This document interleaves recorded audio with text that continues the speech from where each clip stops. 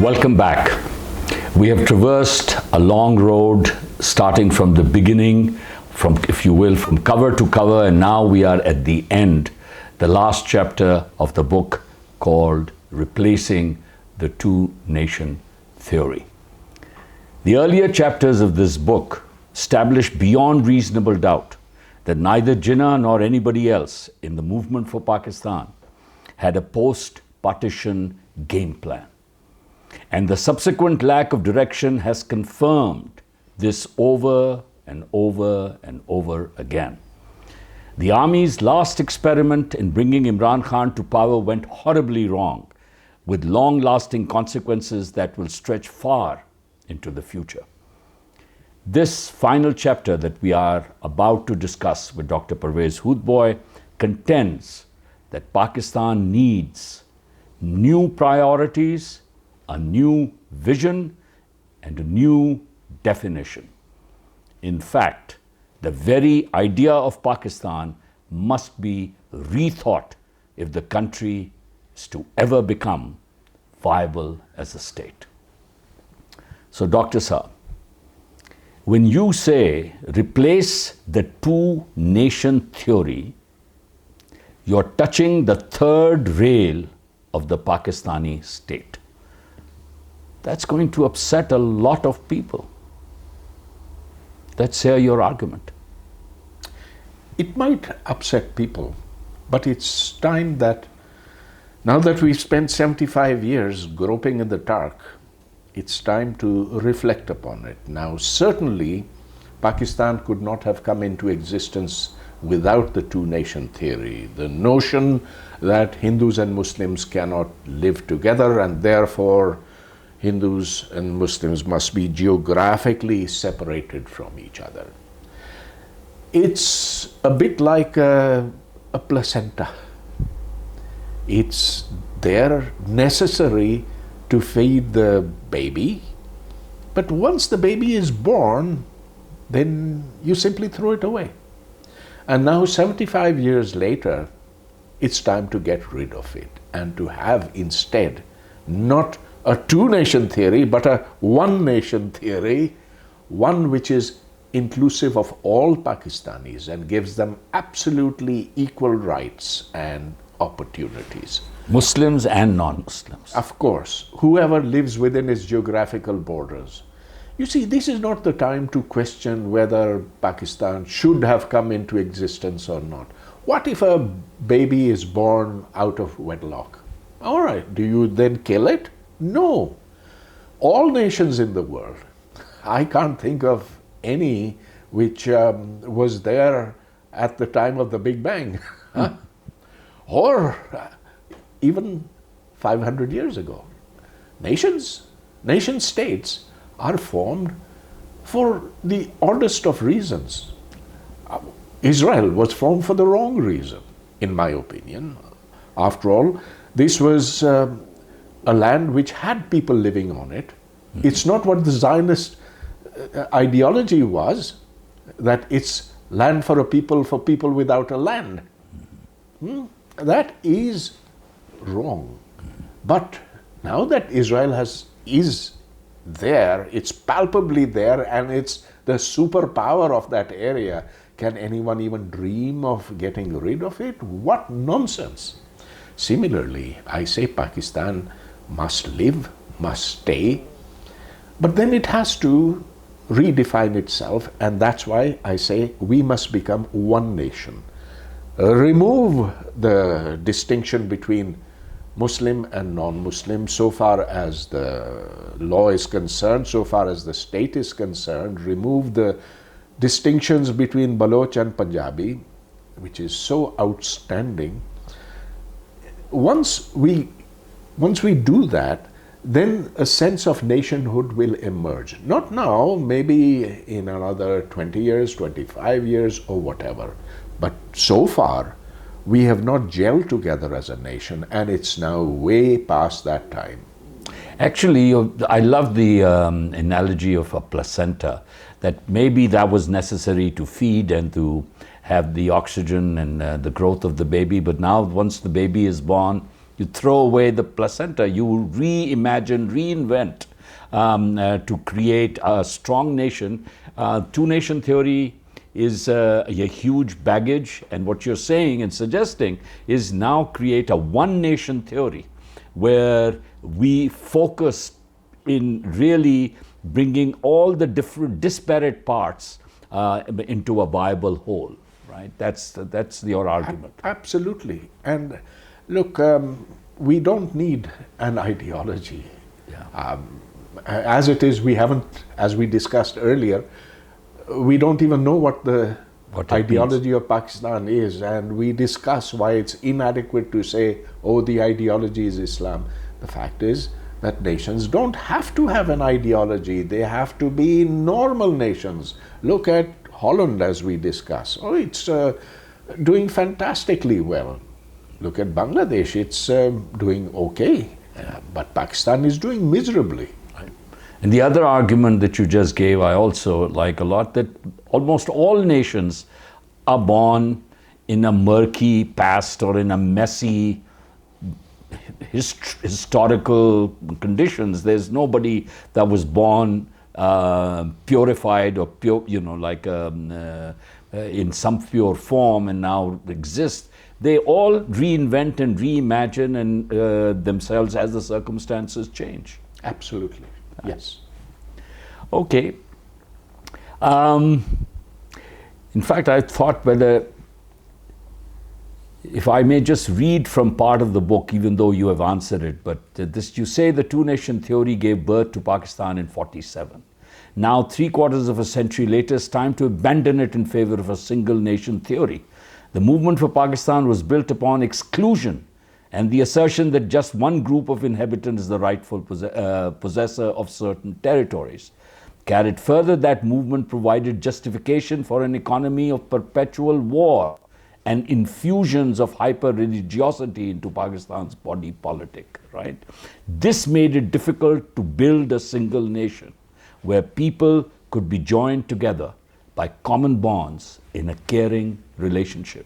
And so, after the 4 unsuccessful experiments that we just talked about in the previous episode, detailed in the previous chapter, Pakistan now needs to chart a path towards viable nationhood, and in the process, surrender some old assumptions. And I think you just put it so succinctly and persuasively in this paragraph. The facts stare you in the face. What we did by infusing this excess religiosity was we destroyed a lot of things. Well, never mind the non-Muslims, they were marginalized very soon. But then what we did was initiate civil war within the country. We made certain groups so terrified that they wanted to leave the country. And I include in that the Hazara Shias who, well, in spite of being Muslims, are still bunkered down. We have, of course, driven the Ahmadis into a corner. The Hindus dare not speak up, but even the other Muslims, the Zikris, the Ismailis, the Bohras, all of them feel terrified. And so they are all crouched and awaiting the assault. I mean, if I may put it this way, what you're saying is that the two-nation theory is now a compass that is pointing or taking you to a completely wrong direction. That if we need to correct our direction as a nation, we need this single nation theory, which will actually, all of a sudden, everything how we get this nation together start to make sense, because we would have given up the old baggage, which is this exclusive baggage, which has this over-reliance on extreme religiosity and exclusion and all of that. Yes. So, summarize, say no to exclusion, no to exclusion, yes to inclusion. Yes. Makes a nice political slogan, doesn't it? That's right. I may, because you have taken this is a tough one, but because your words are very well chosen. You say the two-nation theory has finally been wrung dry. Its emptiness fully revealed. Although the ideology behind it clearly failed with the catastrophic events of 1971, the Pakistani establishment has so far resolutely refused to reevaluate or revise it, or to derive any lessons from this tragic period of Pakistan's history. Instead, it withholds facts. Feeds misinformation through doctored history books in schools, and continues to harp upon the need for more weaponry to fight India. And then is your sort of the coup de grace, like a diabetic patient fixated in his belief that cure lies in a diet of honey and sugar, the religiously orthodox see only one way ahead, that of inserting Islam still more vigorously into society and politics. Pakistan needs a manifesto of change. That's very well put, Dr. Saab. Well, very I was assisted in this by an actual occurrence in my neighborhood, in my university colony where I live, because there was a professor who was diabetic, also a member of the Tablighi Jamaat. He went to a Hakim who said, the cure is Islamic honey. And so he ate and ate until he died of it. And so really... A professor of mathematics, yes. Qari Nasir, may Allah be pleased with him. Ameen. Okay, Dr. Saab, so now in this you have a 7-point agenda for change for Pakistan. Let's hear from you the 7 points, and I will prompt if you need prompting. I do need prompting. Okay. Because I distilled those 7 points from 14, but 14, yeah, okay. Yes. So your first is end legalized discrimination. Which is there in the Constitution of Pakistan. It's even there in the 1973 Constitution. It says that the head of state of Pakistan cannot be a non-Muslim, has to be a Muslim. It says that the commander-in-chief, the head of the armed forces, cannot be a non-Muslim either. Now, hang on a bit. Why is this important? Surely there's not a hope in hell that a Hindu or a Parsi or a Christian or an Ahmadi will ever become the president or the prime minister of Pakistan. There's no chance of that. Just look at the numbers. And yet it's there, inserted into the Constitution, just to make them feel that you are not like us. We are the real Pakistanis. And that means that you guys, even though you're only 3%, you're really second-class citizens of Pakistan. So how then can you expect their loyalty? It might seem like a very small thing in practical terms, but it has a huge psychological impact. And especially as we look further, we see that it talks about the Constitution, going back to the Objectives Resolution of 1948, speaks of the majority and the minority. Now, when you insert that into the Constitution, and look, the Indian Constitution, let's think of that.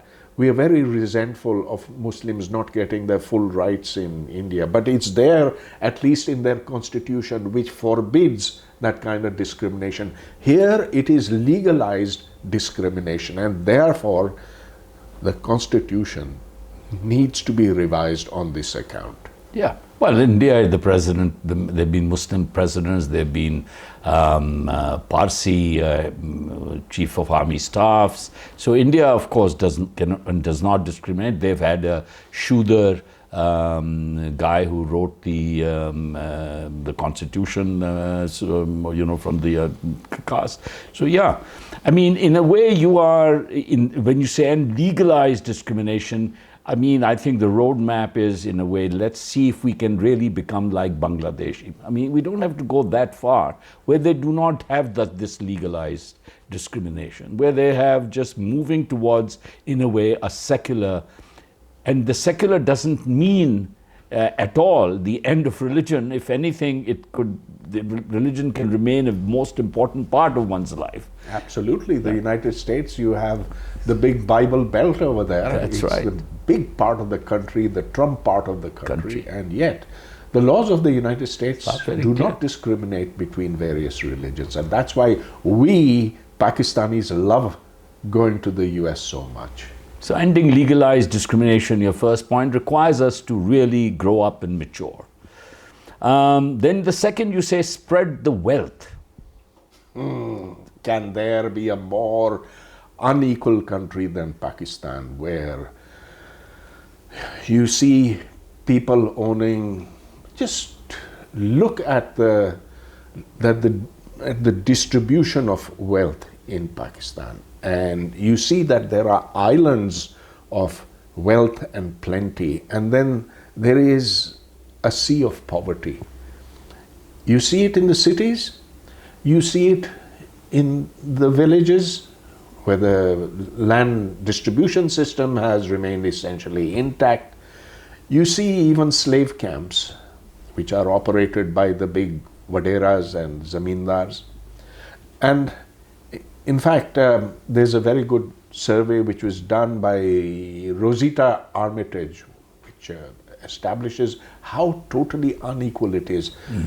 The elite have captured the wealth of this country, and we all know how it's been done. It's been done through essentially insider trading. It's right. I benefit you, I scratch your back, you scratch my back. The loser is the public, is the ordinary man. And the extent to which ordinary, let's say, sanitation workers, they live inhuman lives. If you see the periphery of the cities, as the countryside empties into the urban centers, you see all around Karachi, all around Lahore, and even inside Islamabad itself, misery unbounded. Yeah, I mean, this is what people have called, a lot of people have written about, what we call elite capture of the country or economy. I mean, an elite capture starts with where the land of the nation has been apportioned to very 1 or 2%, which is where the largest wealth is hidden to a very small percentage of people. Secondly, there are corporate subsidies given to the corporate sector and the rich people.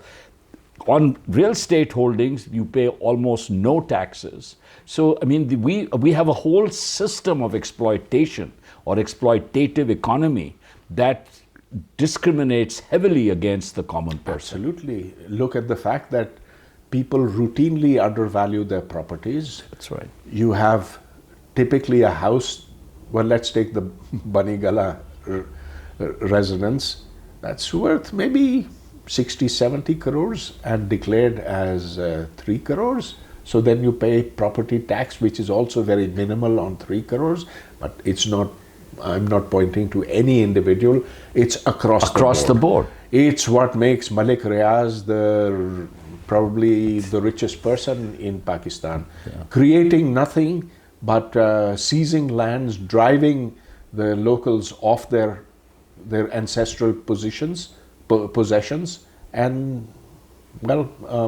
being essentially outside of the law. Right. None can touch him. Right. And these land barons, keep the powerful fed by allotting plots to the generals and the politicians and the media people, whoever can speak against them, they keep their mouth shut. Absolutely. And since those who have been elected to parliament are the landlords and the wealthy themselves, they have made sure that no such law can ever be passed which taxes them fairly. Yeah. So agricultural tax, which should rightly be paid by the rich. That it has been so stubbornly resisted that there's no income coming from that. Or take the Fauji Foundation, the NLC, National Logistics Cell, the Shaheen Foundation, the army-led foundations. They are taxed with, it's either zero taxation or very minimal. The result of which has been the accumulation of wealth, which then is taken outside the country. And so yes, there are corrupt politicians, but even more corrupt generals and ordinary people, well, I would say ordinary rich people who have somehow converted their money into dollars and taken it outside, and will at some point, when things get too tough over here, just buy citizenship outside and leave for good. Leave for good. I mean, I think Pakistan's economy is the way it is because Pakistan became, I think, a rentier state to the geopolitical interests of superpowers. And the rent it received, instead of spreading it out, as you call it, spread the wealth, instead of investing it in education and health and infrastructure, human development infrastructure, they actually took this rent and created then an elite class to which they actually transferred this. So they then had a elite capture of the economy. So an elite state helped create an elite economy, basically. Yes. And that was the third. Your recommendation is, you say Pakistan, not Punjabistan, not Punjabistan. That's pretty clear, I think. The decisions that are made, the ones that affect people all the way from Gilgit-Baltistan down to Quetta, down to Gwadar, down to much wherever, or, well, Karachi or anywhere else in the country, those decisions are made in Punjab by Punjabis. Right. And they are so dominant that, well, you then ask the question, what is this country about? Is this 4 provinces or is this one center, one central province? And so at this point, Pakistan has to seriously devolve its powers to the provinces. And there was, of course, the 18th Amendment, which has gone some way towards that. There's a lot of resentment against that on part of the army, and over the last 3 years there has been talk of revoking that and of having a presidential form of government as well. That resentment has been at, hey, why are they in charge of this when we need the money? The army is running out of equipment. We are, and as General Bajwa, revealed, he said, our tanks are not capable of fighting the Indians. They don't have the petrol. Right. We don't have the petrol, the ammunition, whatever. And so the center wants to grab from the provinces. Now the provinces have their problems, of course. They're not efficient in resource distribution. If you ask what's happening in the villages of Sindh, well, in spite of there being Sindhi-led government in Sindh, yet it has not done very well in providing essentials to the people. So there are problems over there. We do understand that. But unless one devolves down to lower levels, so it has to be, the devolution of powers has to be at a level lower than that of the province. Yeah. It has to be at the district and the tehsil level. Right. So need an absolutely local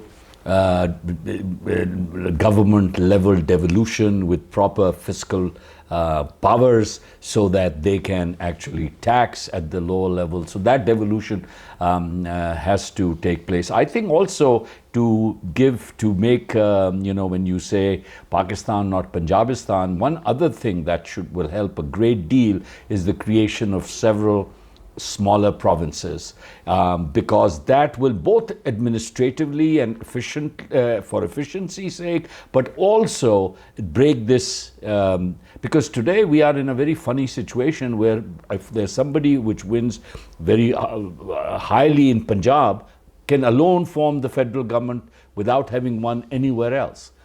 Absolutely.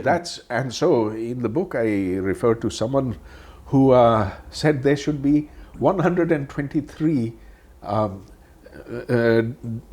provinces instead of one in Punjab. Right. So I asked why 123? Because are you writing 1, 2, 3? And it turns out that's the number of districts that they have there. Yeah. Well, it can easily. I mean, we have to get our heads together to do that. Devolution of power under Pakistan, not Punjabistan, and more provinces. Your fourth is, of course, this is uncage the women. Uncage the women. I like that, because we keep them really caged, don't we? Yes, more in some places than in others. But if you look at the participation of women in the workforce in Pakistan, it's pretty minimal. I don't know if anybody has seriously studied that, but it's probably 1/10 of that of men. Yes, you see them occasionally in offices, but that's in the cities, in the fancy places. But in the rural areas or in small towns of any province, Punjab, NWFE, KPK, I'm sorry, they are absolutely, you just don't see them anywhere. You don't even see them in the markets except in full burqa. And a woman is seriously hindered by burqa. There is no way that she can effectively work. And what one sees is deep disrespect for women. Yeah. A woman in Pakistan, whether it's Karachi, okay, maybe not true for Defense Housing Society, but if you go to Orangi or you go to Korangi, it doesn't matter, a woman who's, even if her head is covered, is likely to be stared upon, is not going to feel secure, certainly not at night, but even during the day. The fact that women are considered so below men is, I think, I went to a graveyard for whatever reason, and I noticed the tombstones over there. They don't carry the name of the woman. They carry the name of the father or of the husband.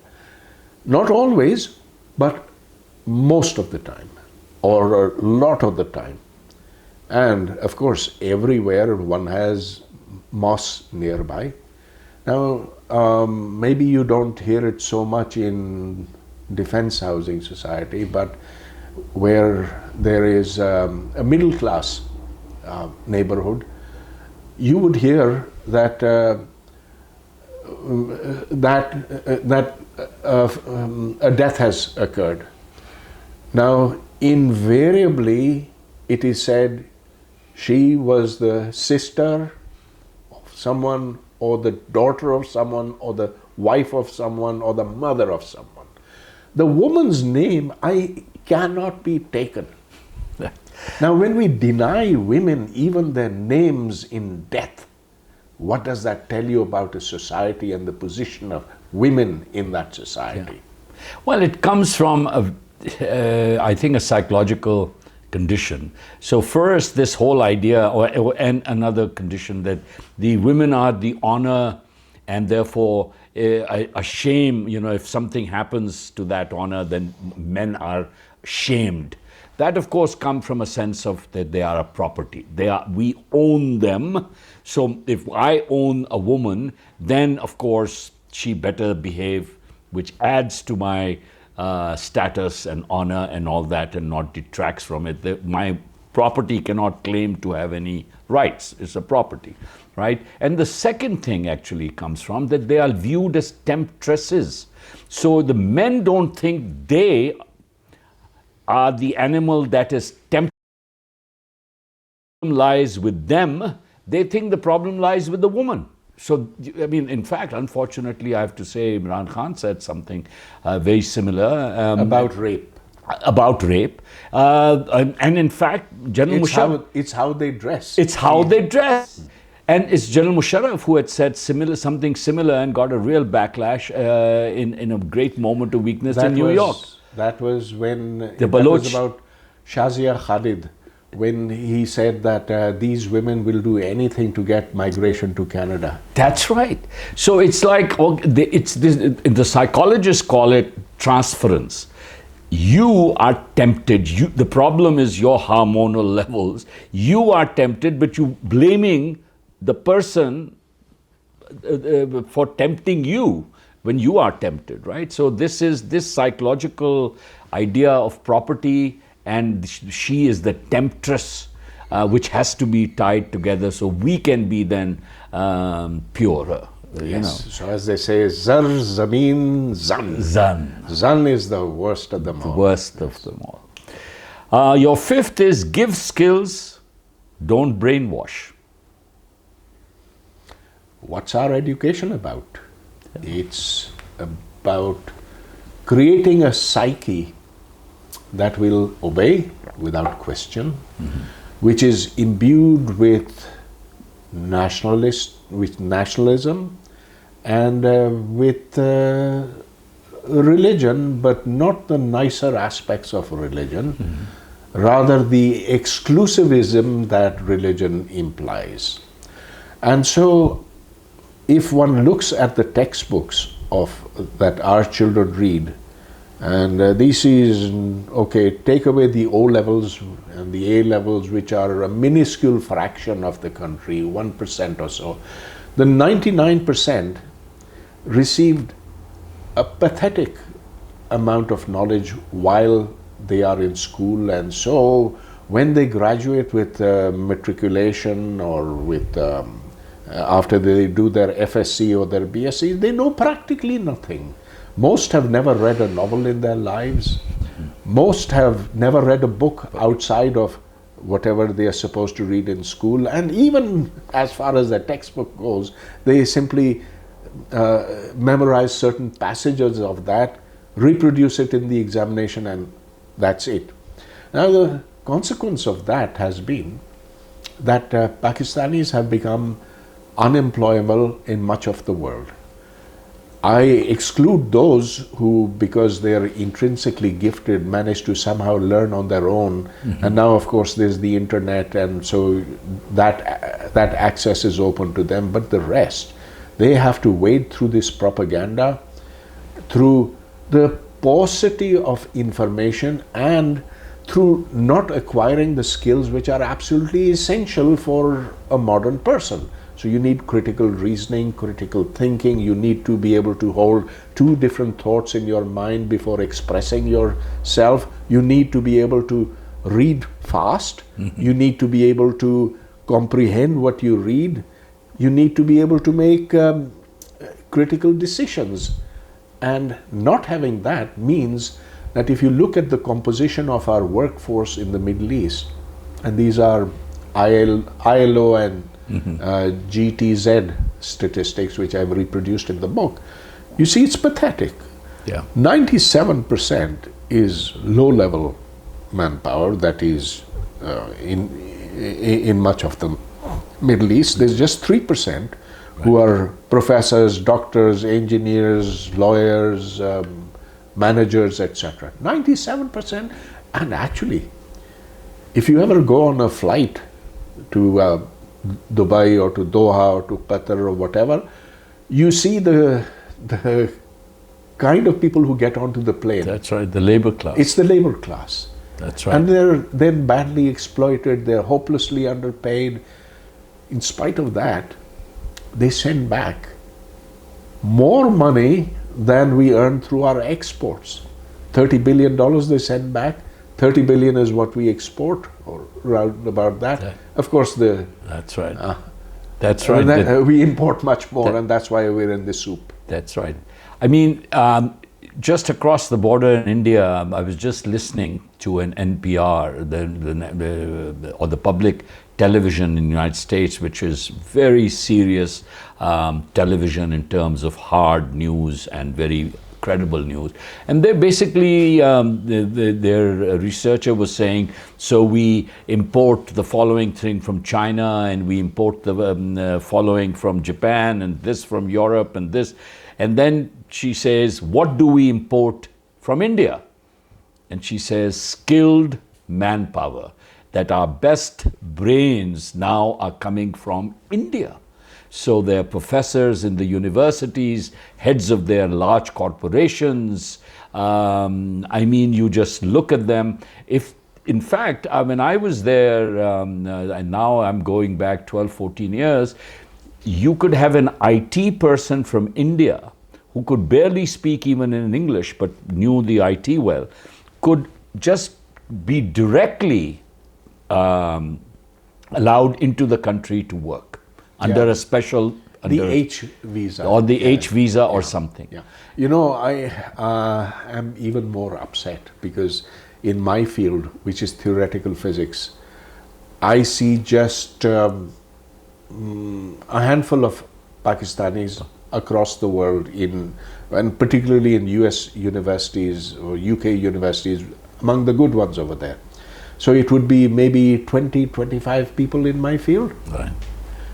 By my field, I don't mean nuclear physics alone. I mean all other things, quantum communication, plasma physics, etc. All that theoretical. Right. You want to know how many Indians there are? Well, there are 2 or 3 or 4 in every department of practically every university. There is not one single Pakistani mathematician to be found in any good university of the world anywhere. Yeah. And the Indians are all over. So we thought we had a two-nation theory to equalize, but the two-nation theory seems to have unequalized us, or continues to unequalize us completely. It didn't do anything for sort of bringing our skill level up. But you see, this is why I felt we needed to go back into history. Right. We needed to go back to the Mughals, and even before that to we went briefly to the Arab Renaissance, to the Muslim Renaissance, the Golden Age, all that. Right. We need to know history to know why we have arrived at this present stage. It's not that it's uncorrectable. See, we can always compensate for mistakes of the past or things that didn't exist in the past. But we have to know why this is so. Why is it that we don't have a single professor of mathematics anywhere? I mean, Pakistanis. Lots of Iranis, by the way. Oh yeah, I mean, it's your article actually. Long ago, yet you said of the Muslim countries, you give Iran the top position in the study of science, and this is the Islamic Republic of Iran that you're talking about.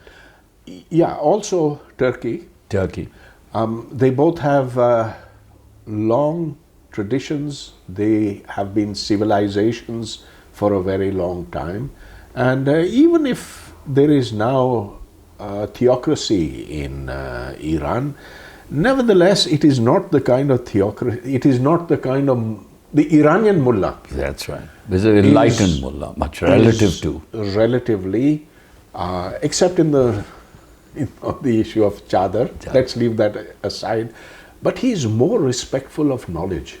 Yeah, but the mullah here yeah, doesn't know anything. And the female participation in the workforce in Iran is very high. I mean, even though they wear the hijab and the chadar, so to speak, but the fact is they're working. They are all over the place working. So yeah, without the education, give skills, don't... I mean, is what also connecting the dot that Pakistan, when it moves from a garrison, Praetorian, national security state to what you call the normal state, the normal country, right? This then becomes, the focus in a normal country is naturally the people. then you have taken away the resources and your focus away from all peripheral situations of perpetual enemy, perpetual war, this, that, and all the other, an elite economy that perpetuates itself, to back to how do we empower our people and make them better. Correct. Yeah. Your sixth to the seventh is, and this is cool down Kashmir. I like that word, cool down Kashmir.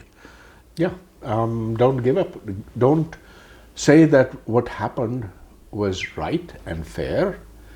By the rules of partition, the Kashmir Valley should rightfully have been part of Pakistan. Okay. Of course, it's not a statement that I feel very comfortable at making, because like other parts of India, it was multi-ethnic. There were the Kashmiri Pandits. It was multi-religious, I should say. There were the Kashmiri Pandits who were not in favor of Pakistan, of course. And whatever happened then with Sheikh Abdullah, long story over there, Pakistan immediately sought to seize it. Now, let's not go into the history of what happened in Manavadar, in other princely states, whether it's the prince who has the right to exceed, or whether it's the people who should vote, all that. The fact is that Pakistan tried. Tried in 47, tried in 65, tried in 99, and failed. And now it can keep bashing its head on that, and it won't succeed. Right. The generals know it. Our generals know it. They know that India is far too big. Secondly, if you try too hard, you'll provoke a war. That war will then very quickly snowball into the ultimate nuclear ultimate conflagration, a nuclear conflagration, which will spare neither country. Nevertheless, they simply can't stop harping on this. So February 5th every year, there is the country closes down, and we hurt ourselves, our own economy, by doing this. I mean, what else could an enemy want? What could be a better thing that an enemy would want? That's right. That you close down your country, you lose your production for one day, which is a significant amount. We continue doing that. And you remember that when Imran Khan declared that, yes, from now on, every Friday, government employees would step outside their building at 12 o'clock and they would observe a minute of silence, and then they would have slogans against India. Well, it happened once. That's right. Then in front of the highway on which my house is situated, close to that, Kashmir Highway, they renamed it as Srinagar Highway. My God, what have you been smoking? Right. I'm thinking to myself. And then you might as well say Delhi, 350 kilometers or 500 kilometers from you. That's right. You have, in the Cool Down Kashmir, you have an advice or recommendation for each of the three countries or the three places, which includes Kashmir. For Pakistan, you say the line of control is here to stay. Accept it. To Indians, you say, please acknowledge this as a problem which needs a political solution rather than your heavy hand of your forces and the way what you have done with the Kashmiris. Right? Which has been brutal. Which has been brutal, right. And to the Kashmiris, you say, recognize the grave dangers of giving more space to religious extremists. They must not demand an exclusivist Islamic state and instead work for some form of pluralistic entity, whether independent or under nominal Indian or Pakistani control. So you are basically saying, I think these are very practical, pragmatic advice to each of them. We have to learn how to live together. That's the civilized way of doing things. Right. Finally, you say, and this, I could have put it number one, send army to the barracks. Well, I could have put it, yes, maybe it should have been number one. But it's okay if it comes as number 7, as long as they listen to it and do go back to the barracks, of which, even in this state of crisis, I don't see happening anytime soon. You see, very recently the army tried to acquire more agricultural land, said that it is necessary for the army to take over so that they can feed Pakistan. Well, my goodness, now soldiers have become farmers? That would be a good thing to, as they said, turns swords into plowshares, huh? That's right. But that's not the purpose. The purpose is grab the land, build a defense housing society on it, sell the land, convert it into dollars, and say bye-bye. Right.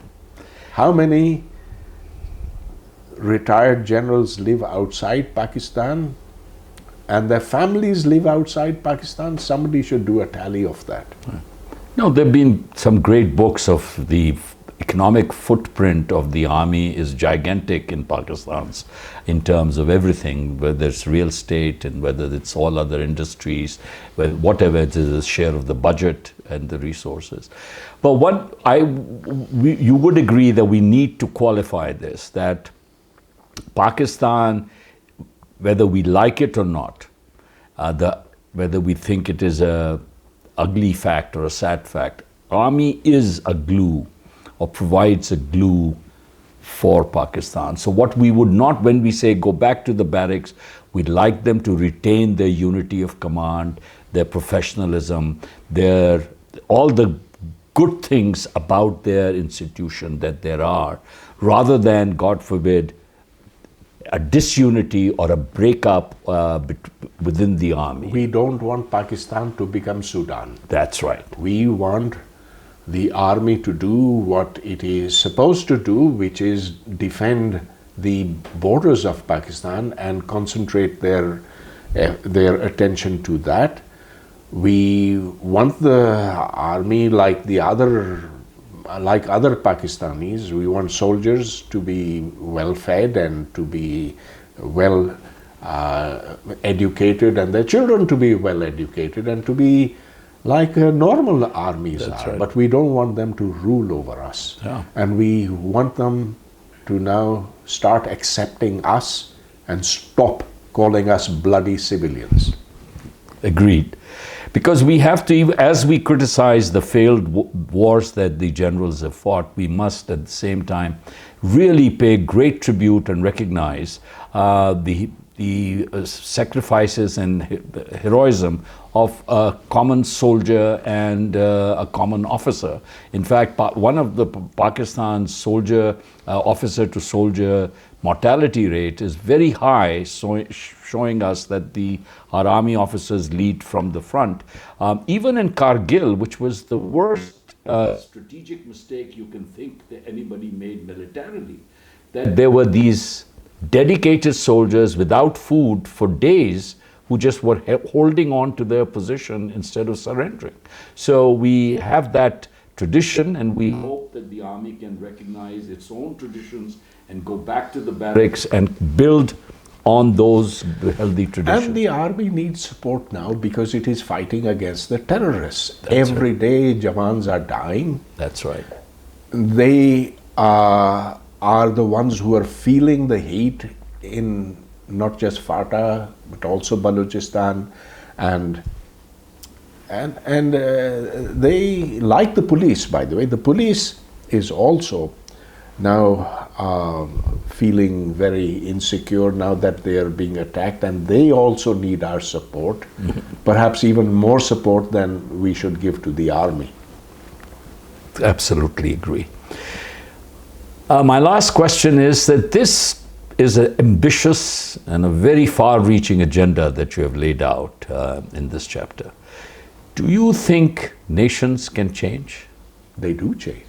We've seen the character of nations changing, and if they survive long enough, then they learn how to live together. The different peoples that constitute those nations learn how to live together.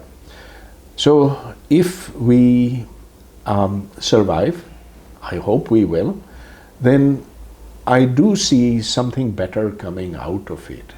But then, look, what we need is a vision. And that vision, it is so beautifully summed up by Rabindranath Tagore. If I reproduced it towards the end of my book. I would like you to read it. Is there a possibility? Unfortunately, I don't have a copy of my book over here. Why don't you read it? You read it so beautifully. Okay, because I had actually typed it for you too, but you first, I would read it, but I'd like you to, you quote Howard Zinn, that you say that you first heard him speak an anti-Vietnam rally in Boston. And 1969 or was it 1970? Yes. And you say Howard Zinn has a powerful message of hope for all who want to change their societies. To be hopeful in bad times is not just foolishly romantic. It is based on the fact that human history is a history not only of cruelty but also of compassion, sacrifice, courage, kindness. If we see only the worst, it destroys our capacity to do something. If we remember those times and places, and there are so many, where people have behaved magnificently, this gives us the energy to act, and at least the possibility of sending the spinning top of a world in a different direction.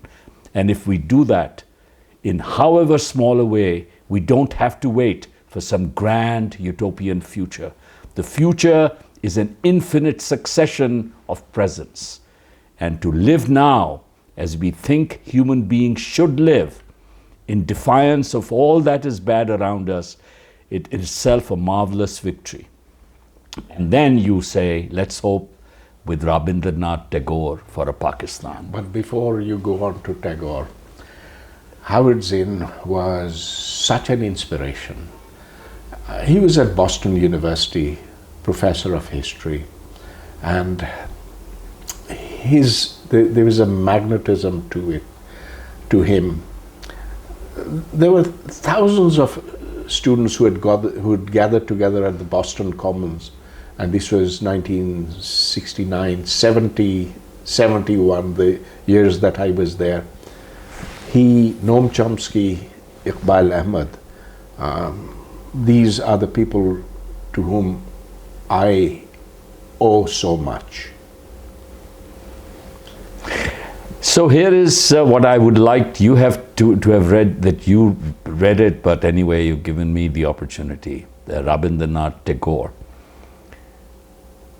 Where the mind is without fear and the head is held high, where knowledge is free, where the world has not been broken up into fragments by narrow domestic walls, where words come out from the depth of truth, where tireless striving stretches its arms towards perfection, where the clear stream of reason has not lost its way into the dreary desert sand of dead habit, where the mind is led forward by thee into ever-widening thought and action, into that heaven of freedom.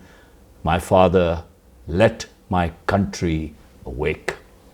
Ah, beautiful. That's beautiful. That's your book, Dr. So well read out. Thank you very much. Shaheryar. Thank you very much. But your last word should be yours also, because this is your ending. This was Rabindranath. Your ending is, and you say, wisdom indeed, let my country, this is Dr. Hoodbhoy saying, let my country awake, thought roam free, false myths be shattered. It's ours to grab the chance or to squander it. Nothing is written. Nothing is written. It's for us to make it. The change. Yes. So, ladies and gentlemen, on that positive, hopeful note, we come to a long journey in which we have covered from cover to cover Dr. Pervez Hoodbhoy's book, Pakistan, Origins, Identity, and Future. And we are ending on a note where we have laid down, or Dr. Pervez Hoodbhoy has laid down, a whole agenda of change. And he is hopeful that we can do it. So be well, take care, and best wishes.